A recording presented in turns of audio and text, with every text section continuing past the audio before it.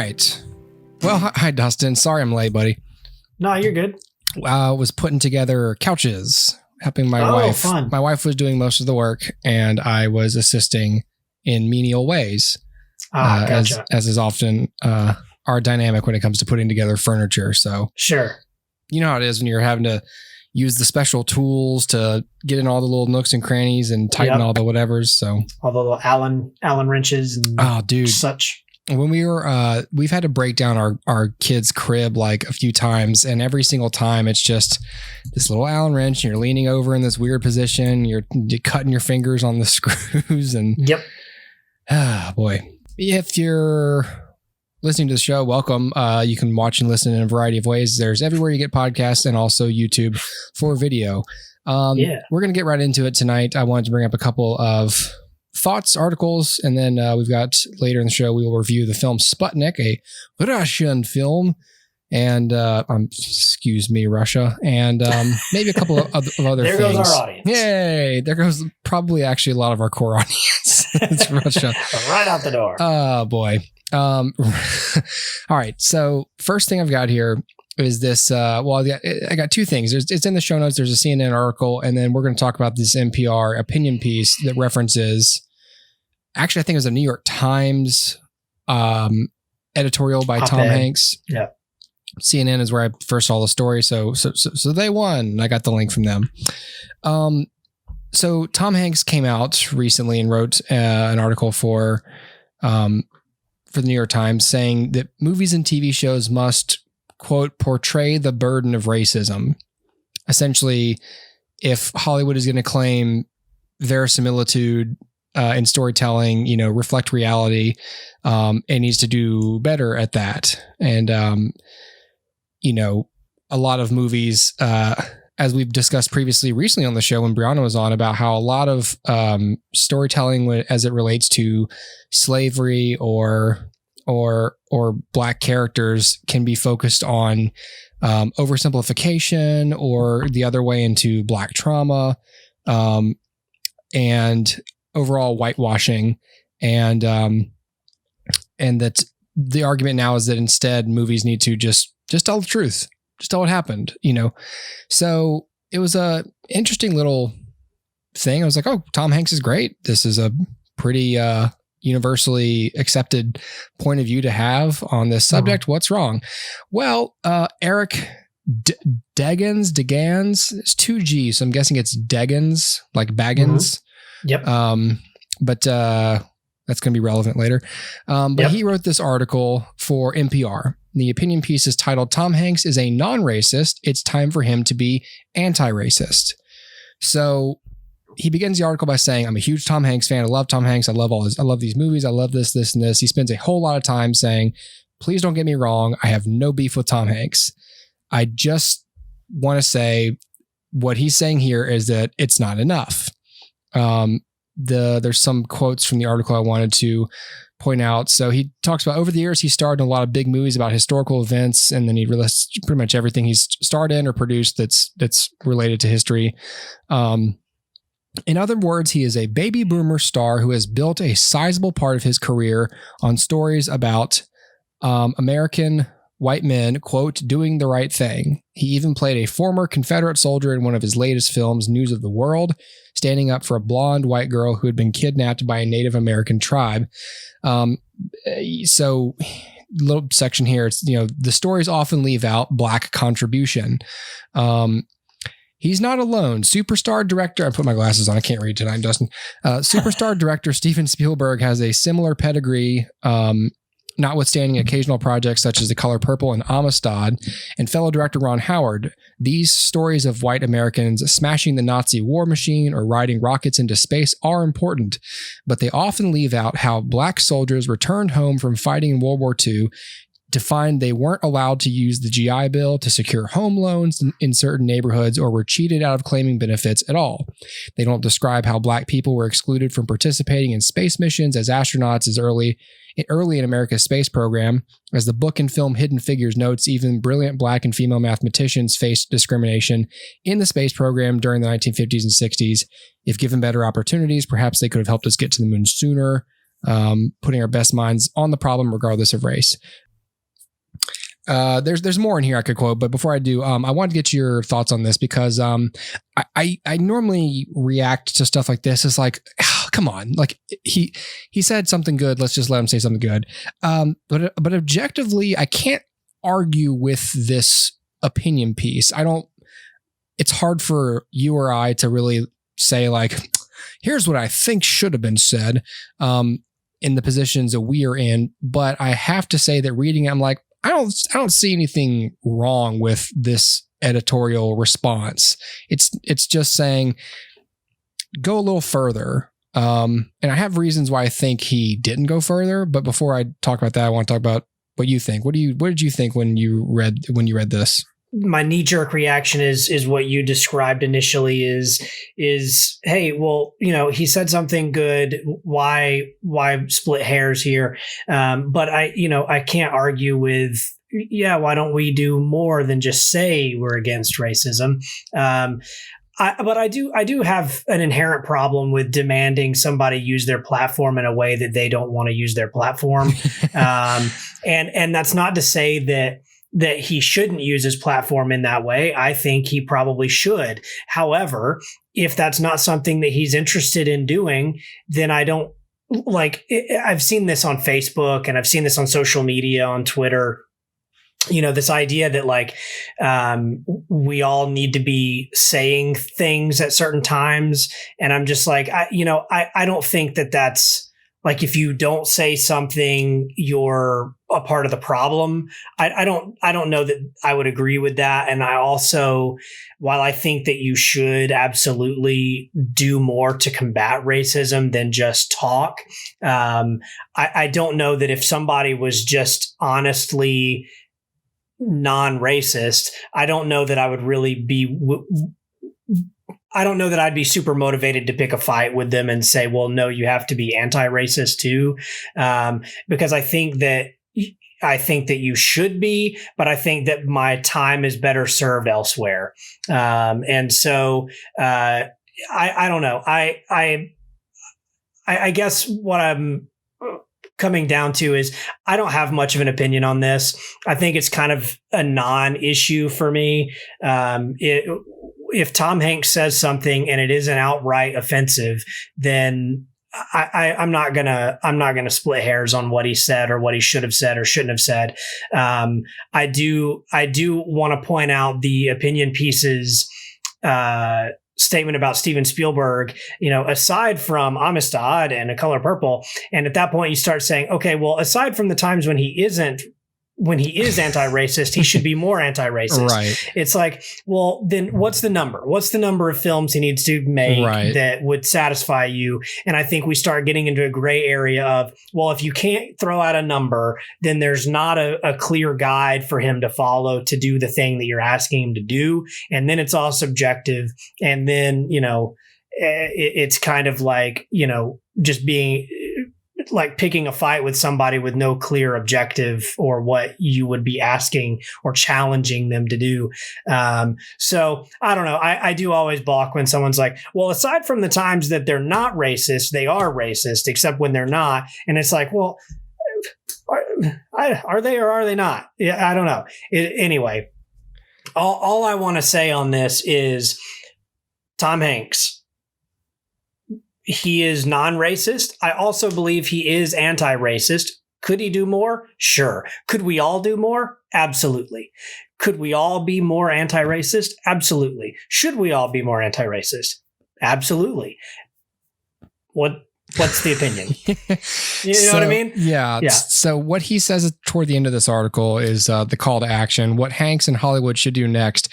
He says, if he really wants to make a difference, Hanks and other stars need to talk specifically about how their work has contributed to these problems and how they will change. They need to make specific commitments to changing the conversation in story subjects, casting, and execution.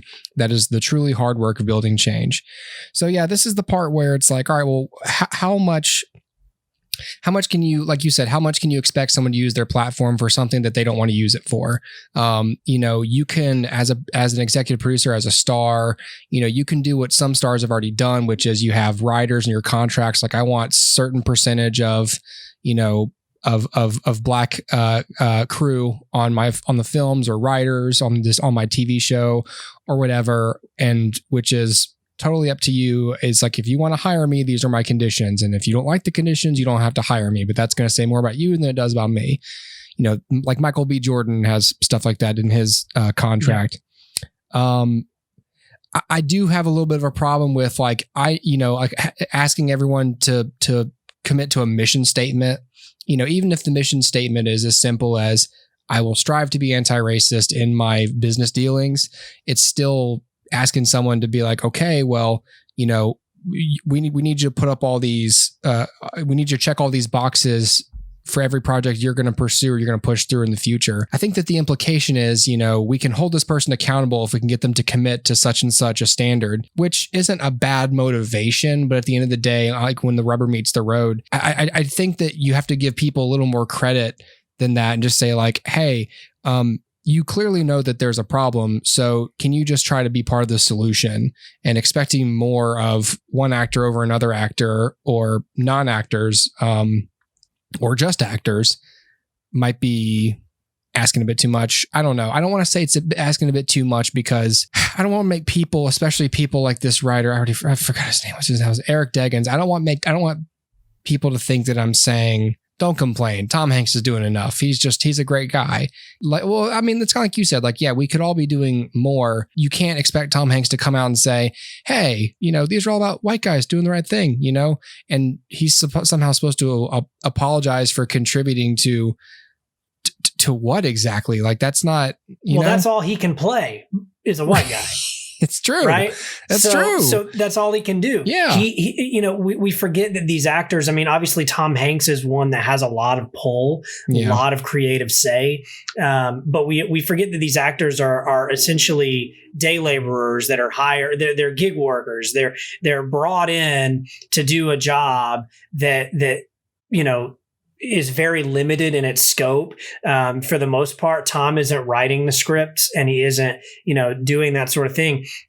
So yes, I believe you can absolutely take to task Hollywood and say, we need to be making more films about people of color. We need to be getting more people of color in jobs so that they can tell these stories, because a wide gamut of diversity leads to diverse stories, which Hollywood desperately needs. So we can absolutely take it to task, but I think taking an actor to task for it is a little bit weird. I think you could take directors to task for it and say, like, pick better projects.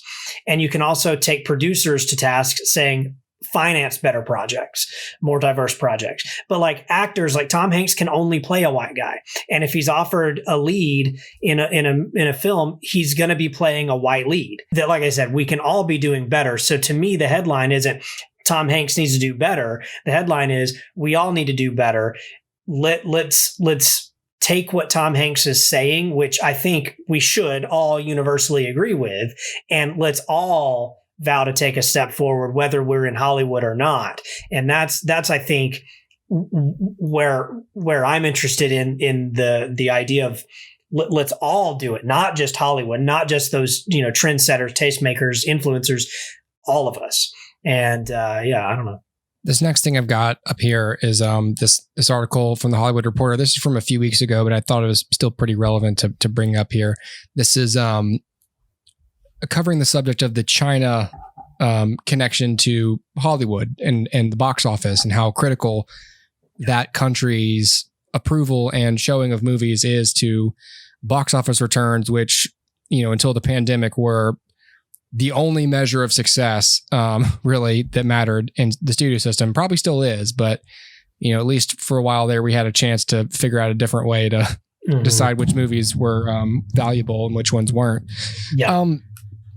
So this is a long article, but I encourage people to read it. But there's a lot of geopolitical stuff in there that's, you know, pretty dense. But it's essentially begins by talking about this during the press junket for Nomadland, Disney, which I guess, what was Disney's connection to Nomadland? Did they help distribute it? I mean, I know it was on Hulu. but which they have a stake in. So maybe maybe it was a Fox thing. I'm not sure. Will you find that out for me while I read this stuff? So it's, they're leading up to the Oscars. So it says Disney began tiptoeing around potential landmines with regard to China because the director is Chloe Zhao, or Zhao. Zhao, right? I don't know. So with regard to China, the director's home country and the studio's most important international market, Searchlight. Yeah, that was Disney owned Searchlight. Yep. Yeah. An executive emailed members of the Hollywood press in March, said, please note on your ongoing coverage of Nomadland that Chloe Zhao is a Chinese filmmaker. You may accurately refer to her as Chinese or a Chinese national. Because a number of news outlets, including the New York Times, had called her Asian American. But it says the bluntness and the blanket nature of this was conspicuous, as it would turn out Disney had abundant reason to be concerned over how the provenance and perceived allegiances of its rising star director, who's also directing the upcoming Eternals for Marvel, was being portrayed to the world. And then it goes into the Chinese Communist Party is notoriously censor happy with everything and notoriously let's just say mean to people, to people who kind of diss them, which it appeared to them that Chloe Zhao was continuously doing. There was a magazine interview she did, filmmaker, in 2013, no less. She explained the inspiration for her first feature film, Songs My Brother Taught Me, about a Native American teenager looking for escape from the tough conditions of South Dakota's Pine Ridge Indian Reservation. She basically talked about how when she grew up in China, she felt like there were lies everywhere. And then when she finally got out, she kind of was able to figure out what was true, what was not, and how arming yourself with information can empower you and then challenge yourself with that information. And so Disney was like, oh, let's make sure we're, saying the right stuff. And it says, as it turned out, the studio's efforts were for naught, while its risk assessment was indeed accurate. While the quote has been removed from filmmaker's website, archived versions were unearthed in China shortly after Zhao's Best Director win at the Golden Globes, setting off a social media backlash that prompted Chinese authorities to cancel the local release of Nomadland in April and expunge most mentions of Zhao from the internet. I remember reading about this at the time, like, what are they doing? Yeah. The controversy reached its zenith with the Oscars being fully censored in China, just as a homegrown hero was capturing the film world's largest prize. While Zhao has a great many admirers in the Chinese film industry and among local movie buffs, her achievement nearly doesn't exist to the 1.4 billion people living within China's internet firewall. The prospect of an Eternals release in China is murky. The CCTV6 China movie channel recently aired the U.S. release dates for a number of upcoming projects, but omitted Eternals, as well as Marvel's Shang-Chi and the Legend of the Ten Rings. So China's pissed at her and at lots of studios. There's a lot of other stuff going on. John Cena had to recently apologize to China for saying something about I think about the Uyghur Muslim. Yeah, let me read this last paragraph and then I want to discuss this. Sorry, I'm talking so much. At the same time that Hollywood's foothold in the Chinese market appears to be slipping, the reputational risks associated with the realities of doing business there are rapidly on the rise.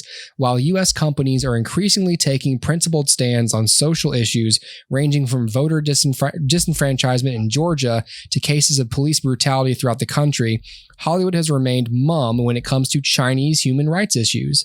Judd Apatow stood out as the exception when he summed up the state of affairs during a September interview on MSNBC. He said, instead of us doing business with China and that leading to China being more free, what has happened is that China has bought our silence with their money. All the while, even the most outspoken celebrities have said nothing about the brutal crackdown on pro-democracy protesters in Hong Kong or the forced internment of over 1 million of China's minority Muslims in the province of Xinjiang. The U.S. is among several countries to label Beijing's mistreatment of the Uyghurs, which includes credible accounts of forced sterilization to reduce the ethnic group's population, as a genocide. So they talk about things that, as, comparatively not as bad, like Georgia stuff, and then to terrible things like what they're doing to the Uyghur Muslims in China. And it's kind of weird, like Judd Apatow says, where you would hope that just by spreading freedom and independence through filmmaking to these countries, that kind of stuff would stop because people would be armed with a spirit of independence. And like you said, we can't say anything about what they do, or we can't release the films in their countries that we have decided have to be released in their countries to succeed. So in a way, I, as a reader, I blame us. I blame the studios for putting their eggs in the Chinese basket. That'd make a funny cartoon. But now the podcast is canceled in China too. Damn it. Those are two, Russia and China, are two huge markets for us. Out the window. Yep. Yeah, I don't know. I suppose there's nothing for me to say here except this is interesting. And if you remember for a while, like the whole Red Dawn movie, the remake with Chris Hemsworth and everybody else, whoever else was in that movie, they had to completely, it was shelved for so long, and then they had to do a bunch of work in post to change the enemies to not China. There was a ton of other movies that happened with. They took a certain patch. They took Taiwan, was it? Yeah, like a Taiwanese patch off of Tom Cruise's flak jacket for the new Top Gun. They were mad. The whole reason that Marvel changed the Ancient One in Doctor Strange to Tilda Swinton is because the character is Taiwanese. They didn't want to piss off China when they wanted to open it internationally. And now, years later, people are mad that they did that. Kevin Feige had to apologize to people like we shouldn't have whitewashed the Ancient One. It was a horrible choice to make. I was like, I wouldn't say it's a horrible choice. It was a horrible choice to kowtow to China in the first place. You should have just left the character as is. And I know why he didn't, and it sucks why he didn't. I don't know. Do you have any thoughts? It has been strange to chart the course in our lifetimes of the Hollywood dependence on China. Because it wasn't too long ago that we were not that dependent, but as budgets have bloated and everything, it's like, well, we're not going to turn a profit in America, and that's fine because we always have China. Maybe this eventually leads to us saying, well, look, we need to shrink our budgets so that we can make sure we turn our profit here. Yeah. Everything else is cherry on top. It's cake. But here we've got to turn a profit here. So maybe that's the next step. I don't know. I think so. I think the industry has to go that way because it's not realistic to keep doing business that way. And I think that just saying, hey, let's just shrink our budgets for some of these things, or let's focus on the domestic market. You get a lot more. I don't know. I just feel like you get better films that aren't made to appeal to everybody. And you just, I don't know.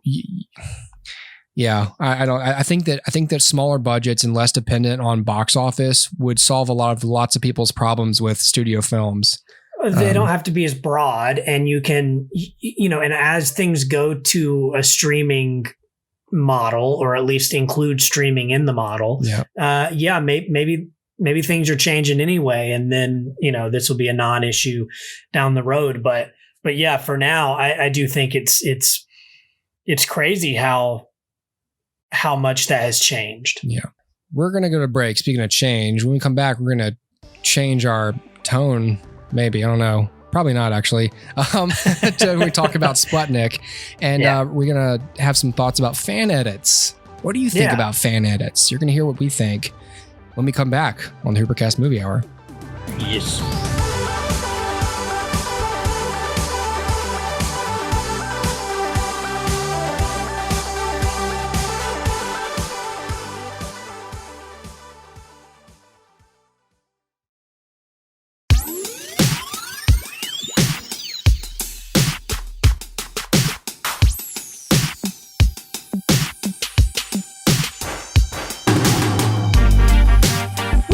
Back on the HooperCast Movie Hour. If you are watching on YouTube, you see these big boxes behind me. This is the only place in my house these would fit. There's so many boxes in my house that I need to take to big trash. They're all up in the other rooms. So I'll show you pictures of these couches later. They're good looking couches. Sweet. Okay. Let's briefly talk about what's streaming this weekend. I have no recommendations for anyone on any streaming service, on any of the big five, I'll call them the big five streaming services, except for, thanks to Dustin, Disney Plus. This weekend, on Friday, the 18th, we have Luca. The new Disney. I say Disney Pixar, but I don't think that's a thing. Actually, it's just the new Pixar film. Yeah. I like that you said thanks to Dustin. Like I am Pixar. Yes. Yeah. Yes. Dustin's film. Hello. Luca. Yes. And yeah, so that's going to be interesting. So it's a good weekend too, and also that you informed me that much like Onward and Soul, this is a free.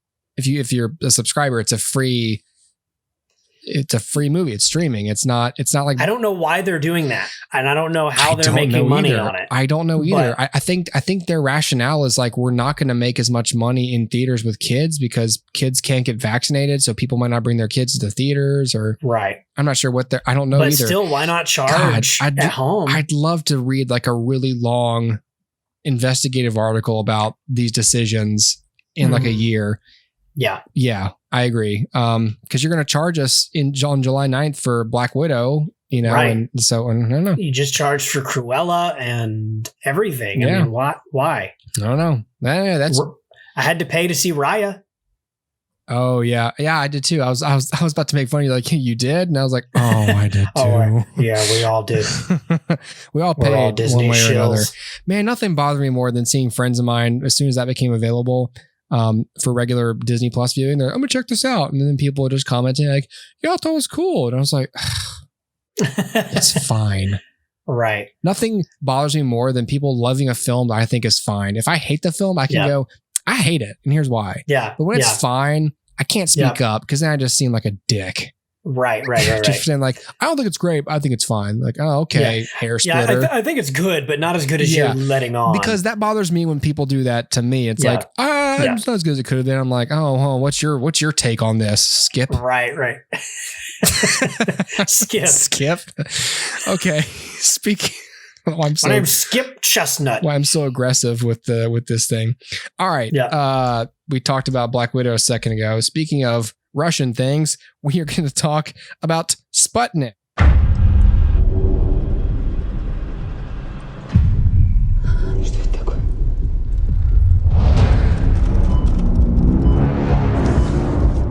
Что Сочникова? Он ничего не знает об этом. Моя задача – это разделить паразита и носителя. Чего еще от меня надо? Если я руковожу исследованием, почему от меня по-прежнему все скрывают? Мы рискуем жизнью человека. Героя Советского Союза. Если герой, значит готов ко всему. В том числе и пожертвовать собой. That's a little bit from the trailer for Sputnik. I realize if you were just listening, they are speaking Russian, obviously. So if you don't speak Russian, you don't know what they're saying. They're talking about some creepy stuff. As Sputnik is a relatively, I won't say creepy film, but could be an unsettling film. So I'm going to attempt some names here real quick, but I'm never going to do it again. Sputnik is directed by Egor Abramenko. It is written by Oleg Malovichko and Andrei Zolotarev, starring Oksana Akinshina, Fyodor Bondarchuk, Pyotr Fyodorov, and Anton Vasilyev. All right, that's it. It's my one and only. Thank God we got through that. So this is a Russian film.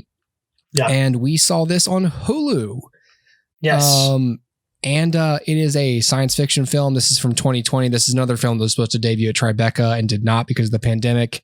So it was released on video on demand last April in Russia, and then it eventually made its way to, I think IFC Films licensed it in the United States and got it on Hulu. So this is a science fiction film about a young scientist who is brought in, who's recruited by the military to evaluate a Russian cosmonaut. I say Russian cosmonaut. Every character is Russian, so we're not going to say Russian anymore. There you go. A cosmonaut who had just come to Earth after an accident happened upon reentry, and it's revealed that he has an alien organism living inside of him. That comes out at night and is extremely dangerous and her job is to deal with that. I think it's in the trailer that her job is to separate the alien from its host. Mm-hmm. I think there is just something about watching foreign films in familiar genres that still can make it feel fresh to you. You can kind of tell how this story might go. There's a few twists in there that are unconventional, I would say, or things that were less conventional than the actual just setting of alien host, how we get it out, let's keep it grounded, that whole approach. But certain elements of the story were refreshing to me, at least. And just the idea that I said this about the Parasite when we talked about Parasite, the Korean film, is that just something about not hearing Americans deliver lines that we're very used to hearing delivered, and just hearing them delivered by people from another country who have different vocal patterns, different inflection. Something about it just makes it feel less expected. And the subtitles themselves force you to watch instead of just listening.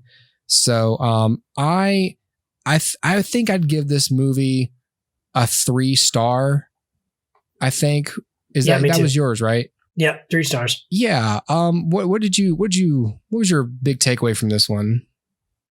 So I think it didn't quite go as far as I wanted it to, and it started to, at least to me, feel like a superhero movie more than a horror film, and that's really strange that they eventually, and I'm not going to get into spoilers or anything like that necessarily, but that eventually it takes this like heroic turn almost, or like this, at least the alien has to be defensive enough against characters that we now consider worse.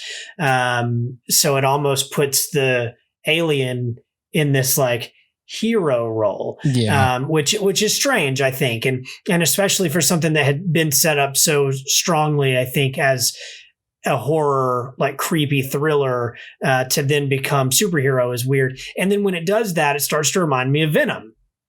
And so, just this idea of an alien symbiote living within a human host, it's very Venom-ish. And maybe that's a good thing. Maybe that's a bad thing, but this is essentially, like, if you were to ask me to describe it, I'd say it is the Russian Venom that is also alien in a way. It's like if Ridley Scott directed Venom, you get Sputnik, and that's about it.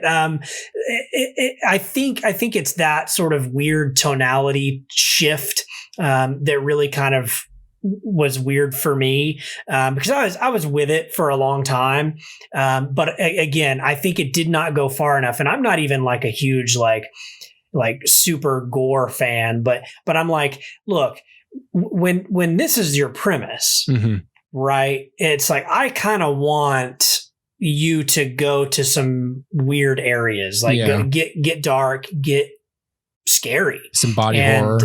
Yeah. At least like put our main character through the physical ringer, in terms of frights. So I don't know. I think it just didn't quite go far enough for me. And then it sort of betrayed its tone, is my only hesitation, because I was with it for a long time and I dig the style. I dig the actors. Like you said, there is a lot that's familiar here. And if you Google like Sputnik reviews, I'm sure everybody's talking about Alien. Everyone's going to talk about Ridley Scott's Alien. And that's fine. You can do that. And I think that's fair. But what I would say is, to your point, like when you read this subtitled and hear it in Russian, it doesn't feel as cliche as it might if this were all English. Right. And so, imagine instead of our Russian protagonist here, you have, Florence Pugh or whoever is big right now. And it's like a Hollywood Russian film next month in Black Widow. Yeah, there you go. And let's just say that like that's the route Hollywood takes with this film. Then suddenly I'm going to start feeling like, oh, so she's Ripley. Oh, so this is Alien. And like, okay, but again, set it in Russia and have it be delivered in Russian. it doesn't feel as cliche to me anymore. It's a window into a world that I don't experience often. So yeah, but like, as far as, is this a bad movie? No, absolutely not. Is this a great movie? No, it does not reach those heights. But is it worth your time? Yeah, sure. Yeah, why not? Especially if you're a fan of the genre. It was Sony actually who was the distributor of this, not IFC's involved somehow. I don't know. Yeah, they did something, right? It says the budget was $2.6 million US dollars. So that's pretty impressive, I think, budget, for $2 million. Yeah, it looks like IFC Midnight released all US media, is what it's saying. Okay. Yeah, I don't know exactly what that means, because then Scream Factory is listed as the Blu-ray release for America. So who knows? Yeah, I guess. So if you are curious or you like horror, thriller, science fiction, and you do enjoy foreign movies, it's something to check out. But yeah, not mind blowing, just kind of like, oh, cool, Yeah. Okay. Let's talk about, speaking of oh, cool. Force that transition. Oh, and speaking of transitions, as in video transitions, let's talk about editing. Editing? Yes. Okay. So you brought this subject to me. So the article I chose to pull up was a Film School Rejects article about the ramifications of remix culture, a brief history of the fan edit. I already subscribed to the channel, the Royal Ocean Film Society. So I had seen the recent video that he made called Jar Jar Doesn't Exist Anymore. And it's a great video essay. Everyone should check it out. It's embedded in this article, which is embedded in our show notes, which hopefully is embedded in your phone. But the idea of fan edits is becoming more and more prominent ever since like the early 2000s, when people like me were able to get editing software for a relatively low price. And do you remember what your first editing software was? So first was Windows Movie Maker, which just came standard. Yeah. But then the first one I bought was Sony Vegas. Oh yeah, man, people were using that in our freshman year of college, sophomore year of college. Yep. My first was Pinnacle Studio. I had that too. You did with the little the little thing on this. It was like a input V. Like it looked like a weird trophy, but it had all the AV plugs in it. It was weird. It was like a docking station that was just mounted on a thing. It's ugly and it took up a lot of desk space, but at the time, I do remember that. Yes. Yeah. Yep. I do remember that. Anyway, I guess that's what the Pinnacle is, or Pinnacle is the quality. Anyway, Pinnacle Studio. That's where I fell in love with editing and decided I wanted to make movies. So we each edit fairly frequently. Hell, I'm editing this podcast probably right this second, but on Adobe Premiere. But people have more and more access to these this software, and you can teach it to yourself via YouTube. So you get a lot more, and fan culture in general is a lot more demanding about what they want to see in a movie and what they don't like in certain movies that they're passionate about. So you get a lot of fan edits. And you brought to my attention several fan edits of The Hobbit. Yeah. So what kicked all this off is, for years now, I've thought I would love to re-edit the Hobbit trilogy into one film, because I think there's a really good film there. I just don't know that there's 3 really good films there. Yeah. And so, although I know if you go back and listen to the HooperCast, like I give The Hobbit glowing reviews. We were very kind to The Hobbit. We were very kind to it. And I just love Middle Earth, and I love that world, and I love spending time in it. But I'll be the first to admit now, years later, there's bloat. There's bloat to the film. Yeah. There are some things that aren't necessary. And recently I reread The Hobbit for the first time since literally 9th grade. And so, it's been a long time. Damn. And I was just floored by how simple the story is. And then just kind of replaying the Hobbit films in my mind as I'm reading this and thinking like, I can remember all of the bloat in between all of these things. Right. which has been well documented, the romance between Tariel and it's either Keely or Keely. It's Keely. Is it Keely? Is there a Feely? There is a Feely. There is? Yes, Keely and Feely. And so Tariel does not exist. Like No. she's a Jackson creation. And then, just little things in there. I mean, obviously there's a lot more with Bard in the film, which you kind of have to do because in the book, Bard just kind of shows up in one chapter and slays the dragon. They made a wise decision in Peter Jackson's version to introduce Bard earlier and integrate him into the story early, or at least as early as they could. Give him character. Yeah. And so there are some really good things that it did, and then there's some bloat. Yeah. And so I've always thought, like, if I could just re-edit this into like the Zack Snyder 4-hour deal, like that would be great. Yeah. And so, but I knew, like, I'm not dumb enough to think like I'm the first person to ever think of this in the world.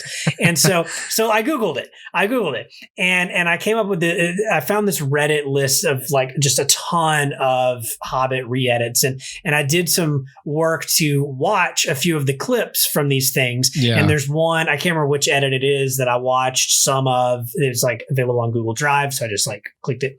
And what's interesting about them is, obviously they have to work with only the finished film. They don't have the daily, like they don't have all the alternate takes. They don't have like, all the B-roll. They don't have establishing shots that he didn't use. They don't have the stem files where you could pull it out and make it a little longer. You exactly. You just have the burned in movie. Exactly. Yeah. So there are limitations to a fan edit. Yeah. Right. And so I watched some of the opening scene, like some of the various edits opening scene, and what they try to do in various versions. It's similar, but notably different. But they all have the same problem, which is it's very rushed. Because if you remember, The Hobbit has this like super long intro that's like, the destruction of Erebor and Smaug coming in and running the dwarves out and like all of this stuff. And all of that's cut out in almost every fan edit. So it just kind of like starts. It's just like, boom, Bilbo. And it just feels very quick. And so just the nature of re-editing a film that's already kind of stuck the way that it is, it's tricky, but it is an interesting exercise, and I had a lot of fun watching those various versions because it's just cool to see how different editors interpret the same scene. In fact, I remember in film school, we both had a post-production class. I don't think we had that together. I think we took no. Yeah. And I remember, but the whole class was given the same like hard drive of files. And it's like, here's all of this footage from this old Western or whatever that somebody had made. It was a senior project somebody had made. Yeah. Somebody's senior film. Yeah. And we had access to all the files. Boy, that was a fun month of quoting that movie, wasn't it? It was. Just walking around talking about going up to Abilene or whatever. Going up to Abilene. Yeah. But what's cool about it is like, and for those of you who are familiar with filmmaking know this, and those who aren't don't, now you will, is you can take those same files and give them to 20 different editors and get 20 different films, like get 20 very different scenes. And that's what's so cool about this is like watching people with limitations overcome those limitations in creative ways. And so what's cool about it is like in further research, like there's a ton of other versions of like the Star Wars prequels. Topher Grace famously recut. Yeah. I guess I don't know if it was the whole trilogy. Was it the whole trilogy in one movie? The whole trilogy, and I think even he has a Hobbit edit now too. He does. Yeah, although it's not publicly available. No, and neither is Phantom Menace the prequels because you can't put them anywhere because of all this copyright. But what he did do is he invited friends. He would screen it like privately without and you can't charge money or anything, but you can show it to people, and he would have private screenings of. And I think he cut the prequel trilogy down to like 90 minutes or something crazy. Yeah, it was something crazy. Like that's wow, impressive. It's very impressive. Not sure how he did that, but Yeah, right. But that's what's so cool about this idea of the fan edit and taking something that you love and making it something that you love even more. Yeah. Like this is my ideal version of whatever. And I think that's where most of these fan edits come from. Is it's not like, man, I hate the prequels, let me fix them. It's I really like these movies, but I'll admit they could be better. So let me try to make them better. Let me see if I can drag out the nuggets in here that are fantastic and cut the things that aren't. Like, fart jokes and and naked dwarves. And we'll cut that out. Right. And so my question to you, to all the listeners too, let's say that Hollywood decides like, hey, there's something to these fan edit ideas. What if we gave money to, say, Peter Jackson and said, will you re-edit the 3 Hobbit films into one movie? Yeah. Right now they get a whole new Blu-ray release, right? Yeah. It's like we get to release another movie for $20. It's essentially what, every director's cut is, what the new Godfather Part 3 is. That's how they fund it. It is the studio has to be able to make money off of it, so there's enough incentive. I mean that the Blade Runner quadruple cut, all those cuts, yeah.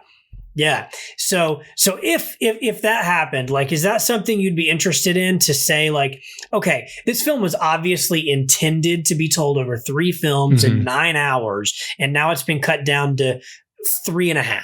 Like, does that interest you? Does that give you pause and say like, you're probably cutting something important that violates the artistic integrity? And another question, is that something that only the filmmaker can do, or per our discussion on authorial intent, is that something that now belongs to the audience and the audience can do just as legitimately as the original artist? So I am interested, and part of why I'm interested is because I partially disagree. I think that the original intent for The Hobbit was not 3 movies. I think that was Warner Brothers and New Line, whoever, saying, money, let's make money. I believe that the original idea was 2 films. 2 films. Yep. And then some point along the way, I feel like I remember, and recently reading about it just to double check myself, that Peter Jackson didn't want to make 3. So here's how I feel about it. So if we're going to do a Snyder cut, now they're talking about a David Ayer cut of Suicide Squad, which please don't. But with the same justification being like, there was a lot of studio meddling that changed the course of the project, the same way it did with the Snyder cut with Justice League, although not as dramatic as replacing the director in David, in Zack Snyder's case. But if we're going to start doing this, where we find studios and streaming companies decide that there is enough market incentive for us to re-release a film with an alternate cut, as long as the filmmaker is the one who is helming it and deciding, all right, well, how will we arrange this? I'm fine with it, because it to me, it functions the same as director's cut. It's someone saying, the Kingdom of Heaven, Ridley Scott did it with, obviously with Blade Runner, but he did it with Kingdom of Heaven. And the director's cut of Kingdom of Heaven is great. A lot of people, consider it the true cut. Like, it's a much better film than the theatrical version. So if that's the context under which we're going to get, the Peter Jackson cut, the Jackson cut, on Disney, if we're on Disney, The Lord of the Rings, Disney on HBO Max, on Disney, Frodo is your normal average kid. 55 he's got hairy feet. Yeah, and an even hairier disposition. I didn't mean to do the boner noise.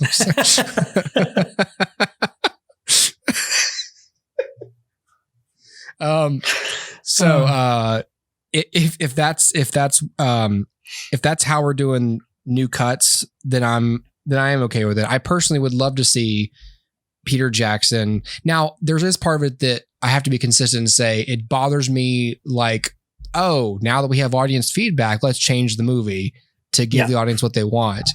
But it's one of those things where I feel like this is what everyone wants. I think Peter Jackson didn't want 3 movies, and I think the audience would like a tighter story for this film, this story. That's not always the case. You know, no one was asking for special editions of Star Wars or whatever, but like, you know, people wanted the prequels to be better. So people stepped up and started making alternate cuts. So I feel like there's a give and take. I feel like if there's near universal calls for a revision and the filmmaker also wants to revise it and the studios say we could profit from this revision, then you've got the Hollywood water cycle, as I say. It could happen, and I'd be interested as long as I'm not being charged money for it. Right. No, and I agree. I think that if it's something that they're going to make money on, then it needs the original filmmaker's involvement or at least permission. But I would say involvement. Can I say one more thing before you continue? Yeah. I feel like the motivation behind making the Hobbit films as bloated as they were was because and I believe it was misinterpretation of audience feedback of the Lord of the Rings extended editions. Oh, people think more is better, so let's just pack more into these. Let's pack all this stuff from the Silmarillion and the appendices. It's like, great. Doesn't exactly transfer though. You gave us more and we hate it. Thanks, I hate it. Right. So yeah, in this case, I love the extended editions. I think they're better than the theatricals. I agree. Or they're enriching, but it doesn't quite transfer to a single book. So for 3 films. I own the Hobbit extended editions. Okay. And I enjoy them, but it takes the focus off of the Hobbit and it becomes about a million other things. And that's okay. But if it's called The Hobbit, then I want it to be about the Hobbit. I want it to be about Bilbo. Yeah. And he is lost, especially in the Battle of Five Armies. He's so good. Martin Freeman's great as Bilbo. Fantastic. It's so funny. And he has a lot of stuff going on career-wise, but let's pretend the Hobbit had been, I would have felt pissed for him that he got shortchanged and lost in the movie. A similar feeling to Andrew Garfield, like, oh, well, he's doing fine. But I feel like he was better than those Spider-Man films were willing to be. Allowed him to be. And I whenever I think of the Mark Webb films, I'm always thinking, I feel bad for Andrew Garfield because I feel like he deserved better. And thankfully he's a great actor who picks good projects and he's doing fine. But he sometimes you look back and go, you were owed a bigger star though. That's how I feel about Henry Cavill as Superman. Yeah. It's like he deserves to be a better Superman than he's given the opportunity to be. Yeah. But yes. And I think that The Hobbit is a better story than it's given the opportunity to be. On screen, the Hobbit films, again, while I enjoy them, it is not true to the book and it is not true to the actual arc. If you were to plot the arc of Bilbo Baggins, it's like movement happens in the first film, some in the second, almost none in the third. Yeah. And so what you have to do is truncate all of that and recenter it on Bilbo. I mean, there's an entire chunk of the book where the Battle of Five Armies, by the way, in the book is 5 pages long. 5 pages. And in the film, it's like 2 hours. They have like a howitzer or something. Yeah. Right. It's 5 minutes. I'll tell you why. Because Bilbo gets knocked out towards the start of the battle and wakes up when it's over. Oh, wow.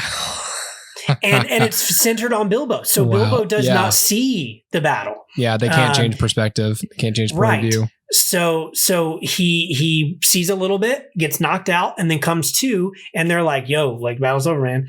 And in the movie, like, hey, bro, that's how they talk in Middle Earth. Hey, bro, battle's over. Hey, Get bro. up. Take this Gatorade. Bro, we got the gold, dude. There you go. Electrolytes. That's all the dwarves are like that one Leprechaun video. I want the gold. Give me the gold. That one, like I don't know what that is. I know exactly. I know. There's you know T-shirts exactly that are sold like a minute from my house for that Leprechaun, Dustin. I should, by all accounts, I should own one by now. I don't know what I'm doing. I'm not. You should buy one for all of us and send it out. I'll wear it every single time, every single night we record. Now only wear the Leprechaun. Do it. But yeah, man, like I'm we totally also have interested. a battleship here, by the way. We have lots of other cool shit. Lots of other actual history. I agree with you. I think that it needs filmmaker involvement. But I would say, like, I do think that the fan edit is legitimate as an art form, as long as it's not for profit. It is legitimate. It's a way for a fan to flex their creative muscles. Yeah. And hone their storytelling skills by utilizing footage shot by somebody else and crafting it into their own thing. That's exactly what we did in school. Yep. We used somebody else's footage to create something that in some way was ours. Yeah. And it's not ours. I can't put it on a reel and I can't sell it, but I still have those files. Yeah. And in a way, they're mine. That's my interpretation of those files, and that's what these are. And so I think it's legitimate as an experiment, as a practice, as like I said, just like honing your skills. But if it's something that Warner Brothers is going to officially release, if it's something that, you know, any studio is going to officially release, it has to be sanctioned by the filmmaker, and it has to be, you know, given that person's seal of approval, and it needs to be done with care, because this isn't like, these fan edits again are not just grabs at money or power. They are legitimately trying to help the story, legitimately trying to make it better. And that's what, you know, if officially Hollywood decided to do one of these, that's what it should be. So anyway, I just thought it was interesting, the plethora of fan edits that are out there for various films. And, you know, I now have no real itch to do it myself because it's been done 1.5 million times by people who are better than me. But I will say, like, the idea of like pulling the footage of the opening scene and doing my own interpretation of one scene, that might be a fun little exercise. Yeah. But I'm not going to scour through 9 hours of content, making notes and, you know, pulling parallels to the book and like making it all. I'm not doing all that. But like a scene, sure, that might be fun. There was an example in the YouTube video about whatever the Brian De Palma film was. Yes. You know, where he had a version of the script that for some reason couldn't get made, or one that he preferred, that he had said he preferred a different draft of the script, and it somehow got leaked online. And so a fan used the script as a blueprint and re-edited the film, and Brian De Palma ended up seeing that edit and contacted him and said, "Can I please put this on the Blu-ray release?" Yeah. And so that became like essentially the de facto director's cut. Yep. It's cool. I mean, imagine being that editor and being like, "Oh my God, like what kind of validation is that?" Like, and this is a fan edit. I didn't even have access to the log footage or alternate, like you said, alternate takes. You know, I mean, these people who have to, who choose to do these fan edits, you know, they do amazing stuff. They pull a Blu-ray out. They use a 5.1 mix so they can isolate, you know, the score, dialogue, sound effects tracks, and make for a cleaner edit.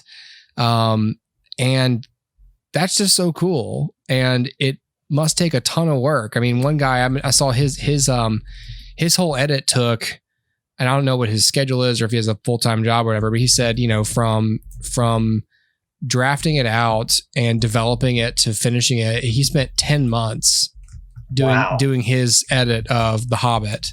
And then when he posted it, people came back with like, essentially they had designed DVD cover art for these people based on the titles they gave, like the Ironfoot cut or whatever. Like they post the pictures. There was news, whenever film news sites would see the cut, they'd cover it and talk about it. So they post like, here's what Cinema Blend said about it. It's really cool. Yeah. So if that's your website, you know, it's as good a resume as any to show like, hey, I've got some talent. Like, here's what I did with burned in footage that I couldn't color correct too much, you know? It's great. It's cool. For sure. And every video and every article you're going to read about this topic is going to say, this is only going to continue. So, you know, if you have time, you may as well enjoy it. And, I don't think that it's going to contribute too much to the toxic part of fan culture, because I think this requires a lot of work. Yeah. And I think it takes zero work to say, release the Snyder cut or you know, and then a bunch of, you know, expletives. It's a lot harder to look at a film and go, I know how I would improve this and I have the skills to do as such. And I'm going to do it. Spend a year doing it and putting it out there. There's nothing toxic about that. Right. Exactly. Yeah. Okay. Well, sweet. That's it. I think we're going to put a plug in it right there. Let's do it. To continue the editor puns. This is the out point. Yay. Okay. Yay. Back next week. We'll talk about some stuff. Until then, thanks for listening and watching. Do svidania. Dovarish. All right. Bye. Oh, okay. Give me your Anglo goodbye. Bye, everybody. Goodbye.